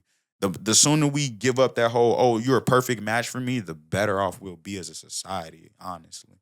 I think that's the problem. Like, oh, there's so many. I can always find somebody that's gonna be a little more perfect than that grass is greener shit. You feel me? Like rarely. You can have a beautiful exterior, be a terrible human being, and you think you're just gonna find a great human being every day is like not the case, bro. You really have to be open and willing to like grow and be around a person and want to see them. Like you gotta accept that they're being and accept that they're gonna be. And is that okay with you? Is there being okay with what you want to do with your life? Don't try to change them. Don't try to do none of this extra stuff. Are you okay with their existence the way they are today, right now? And if you can accept that and say that wholeheartedly, yes, that's pure and that's real love. I fuck with that definition, bro. You know what I'm saying? Like, cause like people think it's like, oh, do we go on good dates together? Man, who fuck cares, bro? Like, their dates will always be there, bro. Y'all can always go out and do something. Like, do that person like you? Figure that out first. Like, do this person actually like you and want to see you win? See you be better in life? See you just be as a person and just like exist and let you make your mistakes. Be there when you don't listen. Like, a love is like you tell somebody before they about to fall and make a thing, they still ignore you. Like, man, I got it, and they do it. And you want to say I told you so, but you like, come on, I know. You know what I'm saying? And it's like that. You got to be okay with that as a human being. You know? That's your granny's crib, right? You know what I'm saying? Facts.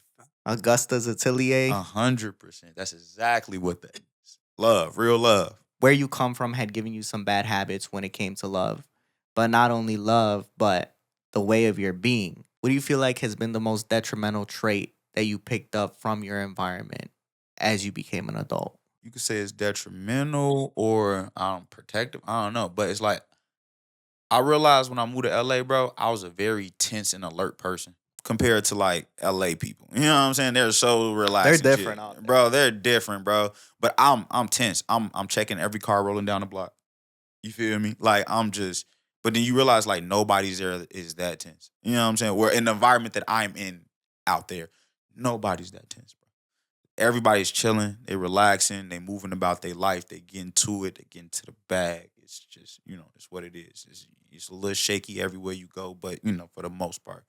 Right.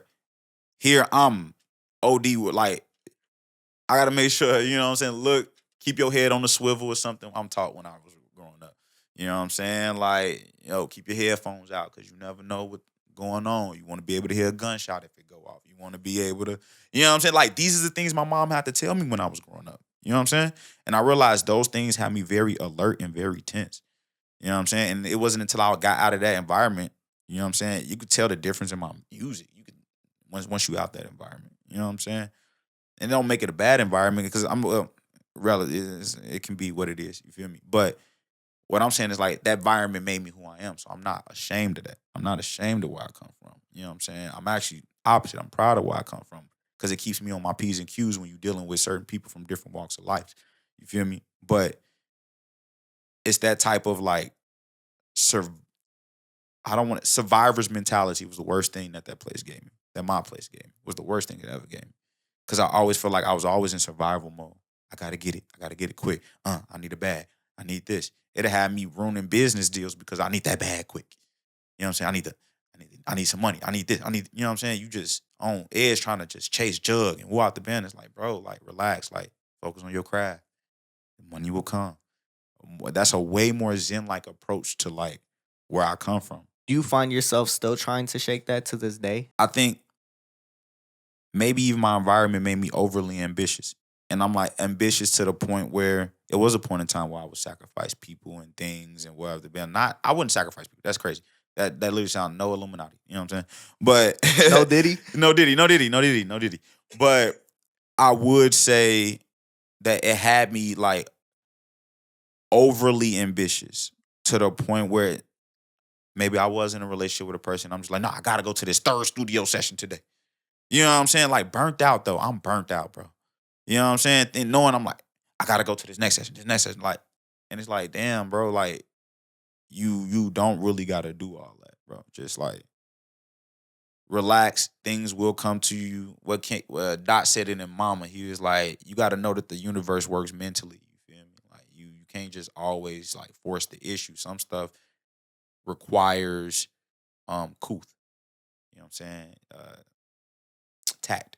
You know what I'm saying? I had to learn tact. You know what I'm saying? Because I feel like I was definitely like trying to get it overly, and I never deem ambition as a bad thing. I think ambition can be a very good thing. Passion can be a very good thing, but sometimes to your detriment.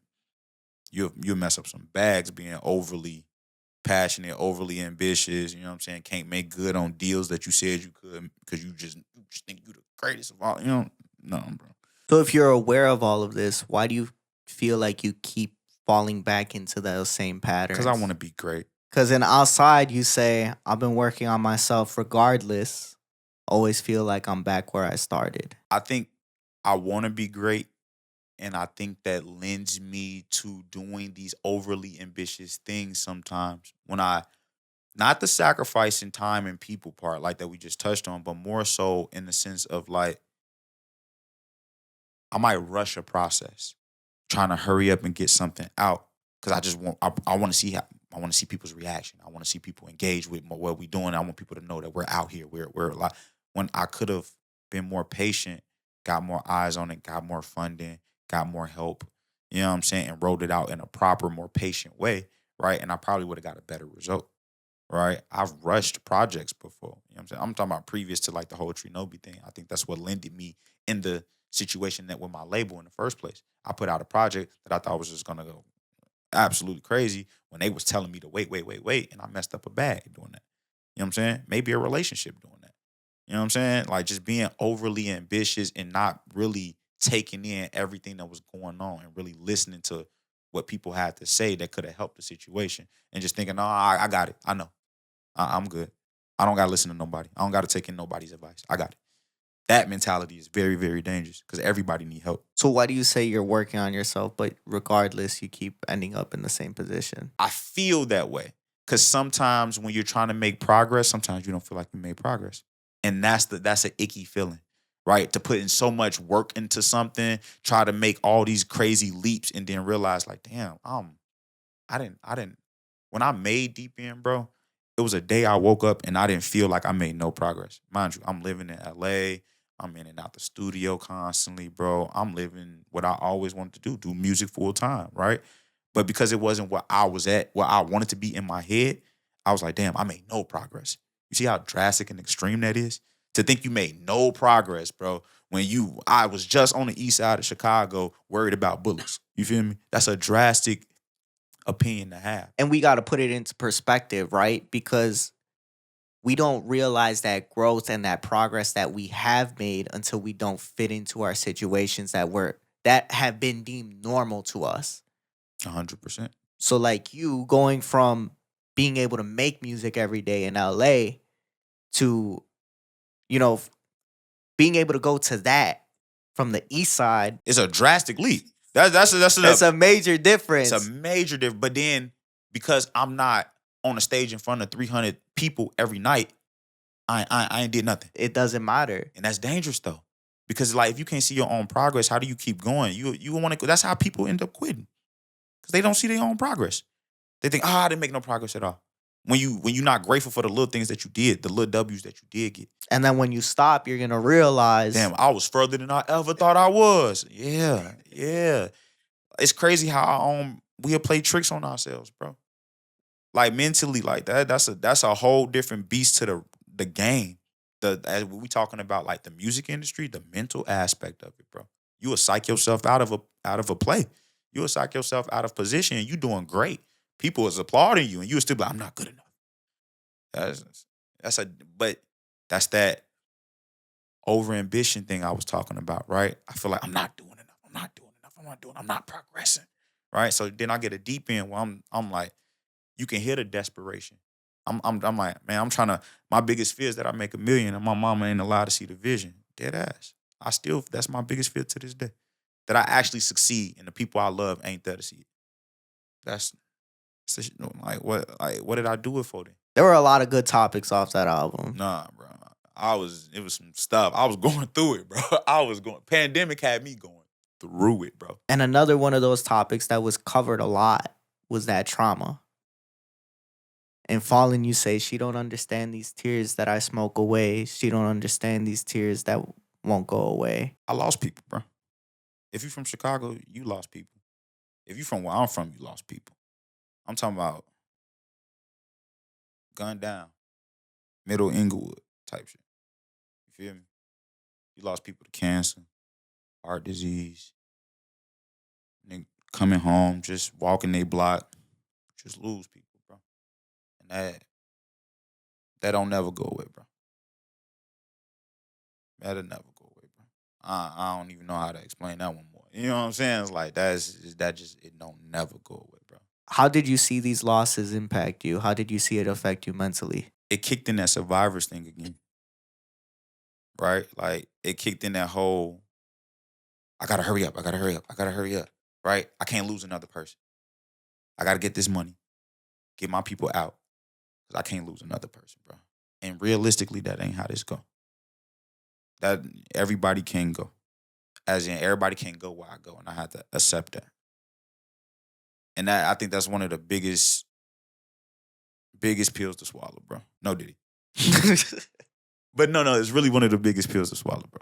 Right? Like, to understand, like, damn, everybody can't go to this little bourgeoisie hotel in the hills of Los Angeles to take this meeting with no ID. You know what I'm saying? Like, everybody can't go with me to that meeting, bro. I can't take the east side there, bro. Was there a fear ever that you would be stuck there forever? 100%. Bro, I never planned on moving to LA. If Dion didn't come in, bro, I'm not saying I wouldn't have made it in music. I definitely had faith that I would make it in music, but it was going to have to be through the city, bro. You know what I'm saying? Like, it was no other path, bro. And it was either that or I was going to be a Chicagoan till the day I die. So how did LA change the thought process? It opened up the world to me. It made me realize, like, it's so much more out here, bro. Not like, I don't even think LA's the end goal for me, bro. Like, I want some, like, house in countryside of Japan somewhere, bro. Just tucked away type shit. I could see your ass in Japan. You feel me? With the blossom trees. You feel me, bro? That's where I want to be, bro. Like, it just opened up the world. It made me see people's different walks of life, bro. Like, from seeing, like, Hispanic kids just walking in their neighborhood, skateboarding, their family, walk out the bam, to seeing rich kids coming down from the hills, bro. You know what I'm saying? I'm like, I grew up I don't live around no guns, bro. Like I don't hear the sirens going off at night, bro. It messed up my mentality. Like, whoa, people live like this? I didn't know people live like this. I didn't know people live in places where they don't have, like, you don't hear the sirens all night. You feel me? That, it blew my mind, like, to be at my crib, bro, and hear dead silence, bro. Not a pin drop, bro. I was like, bro, I've lived on main streets damn near my whole life, bro. So I hear ambulances in the middle of the night. I sleep through them. Like, it's that normal to me, bro. So do you got to play the TV now? I play so you rain can sounds sleep? now, bro. Dead ass. I need some type of noise to soothe me. It's kind of crazy. So nah, LA opened up a lot of like things, like just the way I saw the world, bro. To see where people come from. I know it's very naive, but when you grew up in that environment, like, oh no, everybody live like this. I'm from Chicago. Everybody live like this. Yeah, not even in Chicago, it's not like this. You know what I'm saying? You go some places in Chicago, it's not a pin being dropped, bro. But I just thought, because that's where I was from, that like the world's like this. You know what I'm saying? Then I finally got into an environment in a space where I was like, yo, it's just like a pin drop. Like, that's crazy, bro. And it's crazy that it like basically fucked you up. Cause you were like, what the fuck is this? I'm like, this is crazy. I'm so used to loudness, people stomping, some people yelling. I'm random gunshots just going off. I'm just kind of used to it, bro. I was used to it. But then you get to experience something different. That's why I'm like, Dion, I always say, like, No ID changed my life. Like, deadass changed my life. I never, bro, I didn't even think about moving to LA. And you from Chicago, you like, LA is expensive. They weird in Hollywood. You hear so many things about it. You know what I'm saying? It is a little weird. I'm not No, gonna lie. it's definitely weird. I ain't gonna never. When I was out there, I was like, man, what the fuck? No, LA can be a bugged out place sometimes, bro. But for the most part, though, bro, like, it's drastically just it ain't in my particular area. I don't know everybody out there, but it ain't as violent as where I'm from when I come home. You know what I'm saying? So it just that's a major difference, bro. Like that really, it made me want to aspire for more, though. You know what I'm saying? It made me want to have everybody that I love experience the same thing. Like I said so many times with that last album, not with love, but what is it? I thought we were having fun. I thought we were having fun, yeah. With I thought we were having fun, there's just so much in there with the failed relationships, with the idea of trying to smoke away this trauma. Fall in there. What is it? The CNN line? CNN think we thugs. I paid a better way. CNN, damn. CNN will go and judge and blame my mental state. Maybe if we got some love, we wouldn't be this way. Maybe if we got off these drugs, it'll go away. You created this world that we were all able to see into of what shaped Trino B. 100%. And that's why I fuck with the album. And I think that's why it's my favorite one, because I felt like it was the most, I don't want to say real or genuine, but I feel like it gave us the most of who you are in different levels. Because now you move towards With Love Tree. And that's a very positive album. That's a very loving album. What was the significance behind this one for you? One, I wanted to complete the cycle because I don't think it's healthy for anybody to stay in the state of that I was for I thought we were having fun. That's not human. No. To perpetually be there is trash. And sometimes we leave ourselves there just so we can make something great. Absolutely right. So I wanted to say I can make a great record focused on something positive or the completion of that cycle or where you should end up once this cycle is done. You should be open to the idea of revisiting this topic of love at some point because it'd be completely inhuman if you didn't, right? Like, it'd be a little weird. You know what I'm saying? Because that's not I want to show facets of myself and I want to be as human as I possibly can when I make art. And so for that reason, you will never catch me in a perpetual state of nothing, right? I think even with my new project, we can talk about it later, but even with my new go ahead, project, mention it because we're going to wrap up in a second. Fast. Even on the new project, I think the authenticness and the environment things that we talked about that I thought we were having fun, ironically, I go back to that place, but it comes with a different mentality. And maybe not so much on the love thing, but I hyper focus on the reality of what I come from. And I'm trying to let people understand, maybe on the social political level, that like, yo, I'm this way because of this environment, but how could you blame me? Aren't we all? You know what I'm saying? So same thing with love. Like, don't we all feel this emotion, right? Don't we all feel this way when you meet something or something? When you meet someone, right, that gives you this euphoric feeling. And I, as Tree Nobi, I wanted to make sure people had a soundtrack for that moment in their lives. Because you won't forever be, and I thought we were having fun. But when you are, it's there for you. When you're done with that, there's something for you. You know what I'm saying? Because I'm like, I think we're human beings. We go through phases of emotions. You know what I'm saying? I never want to be an artist where it's like you can't grow with me. You know what I'm saying? That I can't give you different perspectives and different stories and different um um shed light on different things and different avenues. Cause I would say I have, as a human being, I have a layer of depth to me, right? Like I don't think I'm just this like once you get Trinobi, you get him. I'm like, nah, I don't think that's I'm constantly involved, so you're gonna have to like kind of catch up. You know what I'm saying? But I think we all are. We should be, at least. You know what I'm saying? So with Love Tree was supposed to be an embodiment of that. Like, yo, I went through what I went through. It was what it was. I'm looking at it differently now, and I ain't got to be so brooding about it all the time. You know what I'm saying? I ain't got to be so moody about it. And that's the one thing I thought we were having fun is a little weird for me because like it's by far my moodiest album. You know what I'm saying? And I don't know if I'm, as I mentioned, ambition and go getter and stuff like that. Being moody kind of is like the antithesis of that, right? And so I think what's beautiful about it is that people caught me at a time where I was just very introspective and moody and cold. And like you caught me in a time. Maybe I'll reach that point again. You know what I'm saying? You get another album like that. But with Love was definitely more so along the lines of like just completing the trilogy and making sure we gave we gave some type of resolution.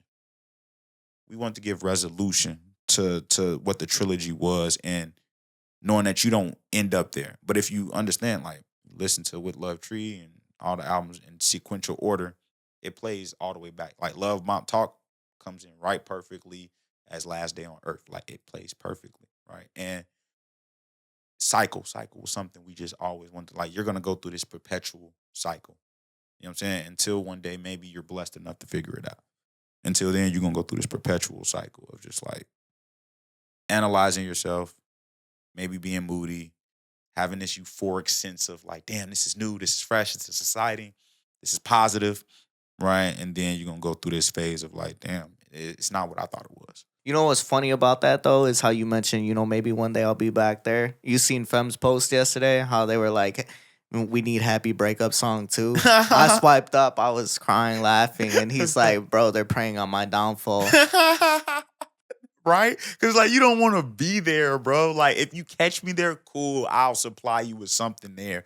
But perpetually being there, it's not lit. It's not fun, bro.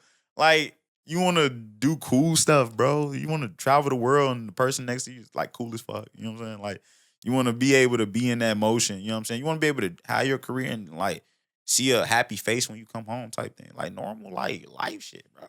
Like like I'm not necessarily 100% sold on this idea that we got to be these brooding artists and always constantly heartbroken to make good music. So how do you feel like With Love Tree symbolizes where you are now mentally versus the first two previous albums? I think With Love Tree was supposed to be an understanding, like it was my understanding, or it's the moment where I came into the understanding that I don't want to perpetually be in that space. Right? It's okay to it's cool and it's okay to actually show love. You know what I'm saying? It's okay to be happy when you have it. Cause the thing is, bro, life's not like that, bro. You're not gonna always be happy. You're not gonna always have moments where things is all going well and life is good and bro, you better enjoy it when you get it, bro. When it seems like everything going your way, ride the wave, bro. Right? Because it don't stay there. No matter how much success you experience, it don't stay there. You know what I'm saying? Because we all human beings and all of this stuff is fleeting. All of it. It can be gone tomorrow. So please enjoy it when you had a moment. And that's what With Love Tree was, me growing up and understanding, like, bro, Yeah, it's cool if you in there, take your time that you need to regroup yourself and analyze things and, you know, be mad at the world. It's okay. Have that time. But staying there is not healthy, bro. You know what I'm saying? And that's why I need a With Love tree for my fan base that's listening to my music. You know what I'm saying? I would be remiss if I left y'all there. I would feel bad if I left y'all there. And then give y'all something to give y'all the opposite emotion because you're a human being. You're not gonna stay there. You know what I'm saying? And for me not to help you or usher you into a new phase where you're actually cool and me not have music for that, I feel like I'd be doing my own fan base a disservice, bro. Cause I didn't stay there. I'd be lying to you if I did. It would be disingenuous for me to say like make another. I thought we was having fun, right? And I don't really feel that way, bro. What was the EP that followed? Yeah, I was still there. You know what I'm saying? So I made sure I got it all out when I was there. You know what I'm saying? But if I'm not there, I'm not gonna mislead you like it's not there. But also like grow with me, grow as a person. You know what I'm saying? And like open yourself up to new experiences and like more euphoric things. It's okay, man. You're not gonna have them forever. So please enjoy them, bro. Please enjoy them with the people you love and all that stuff like that. Like if man, please do, cause I'm telling y'all, bro. I've been through so like I've been through so many like deaths, bro, and they not all violent or nothing like that. I know people think we from Chicago, so they think every death is just OD, bro. But it's not that. It's just, but it's like people were there and then they weren't. If they would have called me in that time while I was just down and out and I was just brooding, and I couldn't appreciate nothing at the time, bro. That's a sucky place to be, bro. Cause when they gone, bro. So please play with Love Tree with them when you see them. And when you in that mode and y'all going out, y'all partying, y'all have a good time. You ain't seen them in a long time. I want that to be the backdrop for that. That's why I made it. You know what I'm saying? Because that's what it's for, bro. Like, it ain't cool to just be, people think it's cool, but to just be brooding and just moody all that, no, it's not cool, bro. All right. Sure, bro. You want to be that, if that's what you want to be all the time, cool. You can't be having fun. You definitely don't. I definitely don't think you're having fun. It's like that meme when you're in the back of the party, they don't even know. They don't. It's that I don't even know person. It's like you so in your head that you can't even enjoy the party around you. Just man, y'all don't even like you. Don't corny, lame, bro. Like why you scaring the hoes? I appreciate you coming through, bro. Absolutely, It bro. was a great Oh, conversation. amazing conversation. I do gotta ask you before we close out. Please. How did Augusta's Atelier help build you back up? Not the label, the Mm. place. The place. You asking about the place? Wow. You can explain it to them real quick. So Augusta's Atelier is an independent label, art house, whatever you want to call it, that has my grandma's namesake. Her name was Augusta Griffith. And the reason why we named it Augusta Atelier means workshop in French. And so my grandma's house was the place where everybody went when they was down on their luck. I'm talking about maybe you had a bad bout with drugs. Maybe you got evicted from your apartment. Maybe your parents couldn't take care of you no more. You know what I'm saying? Maybe you just fell on hard times, right? Maybe you just needed a shoulder to cry on. You go to grandma, you go to Augusta crib. You know what I'm saying? You get your life back together at Augusta crib. You know what I'm saying? And so Augusta Tillier is an ode to her. I want I I I pray that one day it becomes a beacon for other people that it was for me and my family. Um so the place itself, dog, like Little Red House on the east side. She don't live there no more. God rest her soul. She passed away. It's a little brick red house on 73rd and Bennett on the east side. When I tell you everybody, I'm talking about the neighborhood, kids at other people's house. Gussie crib. We going to Gussie crib. She had all her grandbaby. I'm talking about it could be 11 grandbabies in there any given weekend. 11. It's a lot of us, you know? And so I'm like the whole neighborhood had respect for that woman. I'm talking about the whole east side, over in that particular section of the east side, everybody knew who Augusta Griffith was. And it was just an immense respect for that house. Nothing crazy went down at that house. Like, You knew not to disrespect her house like that. If you did, you got dealt with. You know what I'm saying? Like it was that type of energy, bro. You feel me? So I just want to keep the spirit of that alive in everything that I do because I want my music to be that place for people, 100%. You feel me? Because we really get that much care and thought into what we do, bro. And the spirit of who she is and what she is, I pray, you know what I'm saying, is always seen through the music and things. So like the place itself, to me, it's a historic landmark. You feel me? Whether she here or not, you feel me? So it's mobile now. You know what I'm saying? It's with me every time I do a song, every time I put out something, you gonna see it right there. Mm-hmm. You know what I'm saying? So it means a lot to not just me, but my family as well. So What was a moment where you needed that workshop to help build you back up? me and my pops relationship was it was cool. It was cool. I wouldn't say he, was there for every single thing. You know what I'm saying?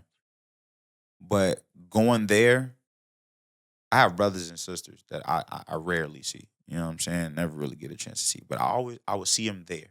You know what I'm saying? I would see family there. I would see Thanksgivings there. You know what I'm saying? It's just like when you want to see real love and real family, like to see that many people packed on top of each other, all sharing plates and everybody just like communing together like that. Whenever you was down and out, you could get a bad grade in school. It could have been a death in the family. It could have been anything, bro. Right? Just to see those people commune over there now it's on now the thing happens at my grandma's house that she's still alive. You know what I'm saying? And now the same thing happens at her house now, my mom's side, right? Anytime you was down and out, needed words of wisdom, maybe you was lost, stuck on something, maybe things didn't go your way. It was just a place you could go. I don't know if I have a specific instance where I was like in trouble and she came through, but I've seen it for other people. You know what I'm saying? I was one of the kids that tried to stay out of trouble. You know what I'm saying? I liked watching my anime and being tucked off and being on my own. You know what I'm saying? In the middle of the hood, that was my thing. You feel me? Anime So in the hood is crazy. you're right, 100%, bro. And I'm like, it could be gunshots flying. I'm watching DBZ, bro. Like that's just how it is. You feel me? So I was one of them kids, right? But I've seen people get kicked out, become homeless. I'm seeing people have withdrawals at her house. You know what I'm saying? And all kinds of stuff, bro. But they need the help, and she would never not help. You know what I'm saying? And it made me want to have some type of bigger. She one of those people that like it's not gonna show up in the history books, but she was probably one of the most impactful people that I ever met in my life. She might not be, I don't know, some legendary author or some big celebrity who out the band, but the impact she had on that neighborhood at that time when she was live on all of us as youth kid, immeasurable, bro. I appreciate you, talking about her. I appreciate everything you shared today, bro. Absolutely, brother. Go ahead and plug anything you need to plug. I got a new album on the way. Those that are fans of Trinobi, y'all know I drop like a madman. That's never gonna stop. Hey, what's the album name? Haven't told anybody, so this is a perfect time. Whatever you do, don't panic. Title of the album. I'm excited for y'all to hear it. I'm excited to share. We got some cool features on there. Cool features on there. You know what I'm saying? And some support behind it and backing it. So please stay tuned for that. If you want exclusive music, make sure you follow me. Well, exclusive music, merch, updates. Make sure you follow me on Tree Nobi on everything. Join the Treehouse on Instagram. I have conversations with the gang all the time. So please stop by there. And that's about it, man. Make sure you guys go ahead, like, comment, and subscribe. Sad Boys for real. Peace out.